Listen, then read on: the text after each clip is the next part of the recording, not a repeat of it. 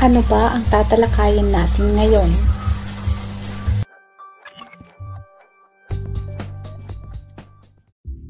Naranasan mo na bang pumasok sa kusina at makita ang isang buong hukbo ng langgam na nagmamarcha sa ibabaw ng iyong counter? Huwag kang mag-alala, hindi ka nag-iisa.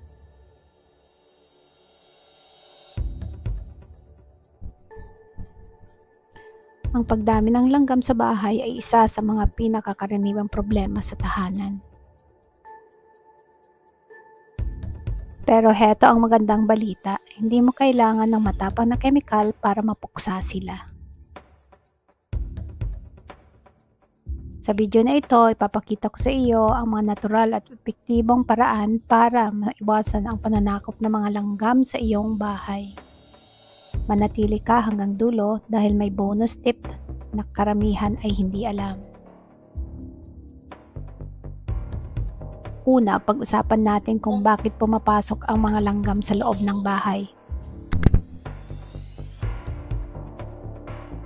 Palaging naghahanap ang mga langgam ng pagkain, tubig at masisilungan.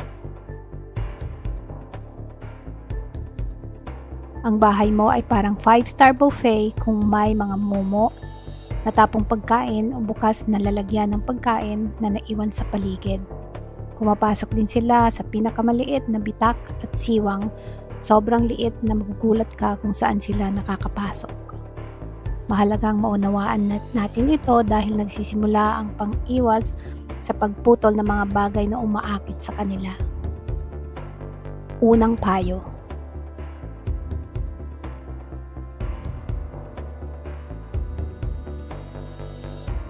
Panatilihing malinis ang iyong kusina at ibabaw ng mesa o lababo.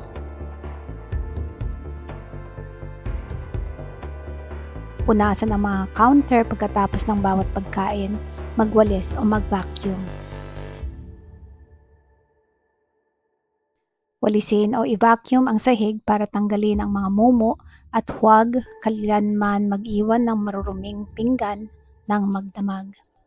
Itago ang pagkain sa mga lalagyan na may mahigpit na takip at panatilihing malinis ang mga mangkok ng pagkain ng alagang hayop.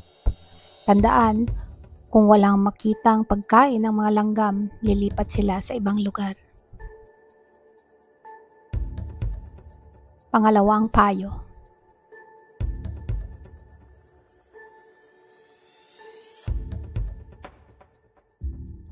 Harangan ang kanilang mga daanan.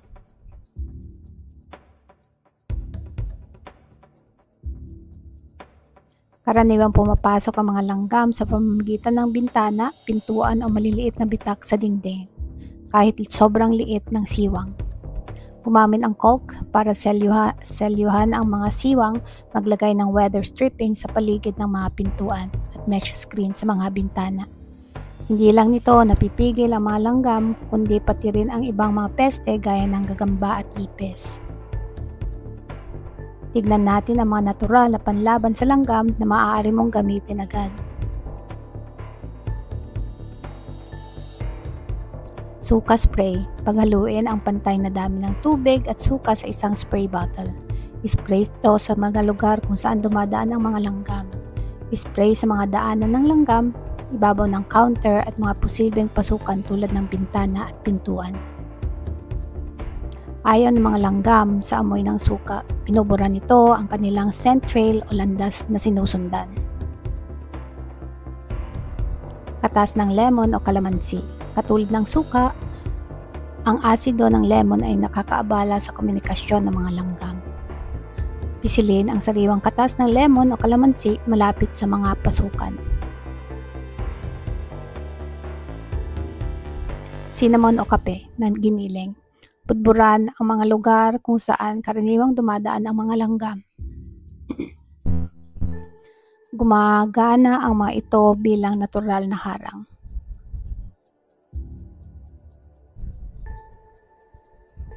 Peppermint essential oil. Ihalo ang 10 patak sa tubig at ispray sa paligid ng mga pinto at bintana. Mabango ito para sa atin pero hindi ito matitiis ng mga langgam.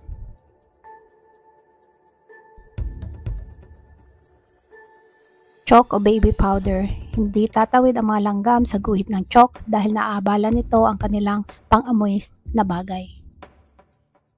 Huwag kalimutan alisin ang mga bagay na nakakaakit sa mga langgam. Itapon ang basura araw-araw, ayusin ang mga tumutulong tubo na nagbibigay ng tubig at huwag iwanang nakabilad ang hinog na prutas. Pati pagkain ng alagang hayop ay dapat itago ng maayos.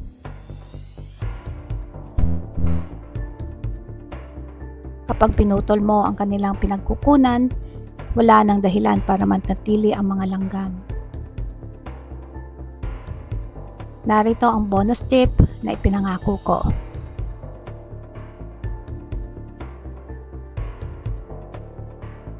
Gumamit ng balat ng pipino.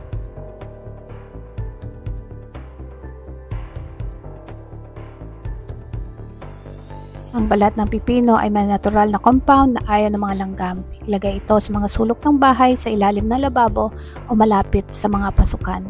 Gumamit ng dahon ng laurel o cinnamon sticks sa iyong imbakan ng pagkain. Ilagay ang mga ito sa loob ng mga cabinet, lalagyan ng bigas o malapit sa garapon ng asukal.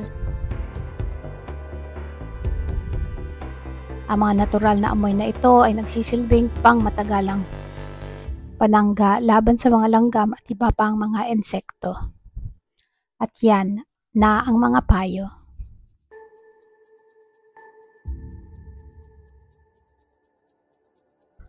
Sa pamamagitan ng pagpapanatiling malinis ng paligid, pagsiselyo ng mga pasukan at paggamit ng mga natural na panangga, maiiwasan mo ang pananakop ng mga langgam nang hindi gumagamit na nakalalasong kemikal.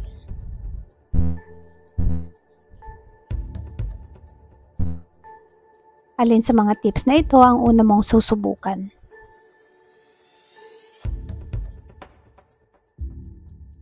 Mag-comment sa ibaba, gusto kong marinig ang karanasan mo.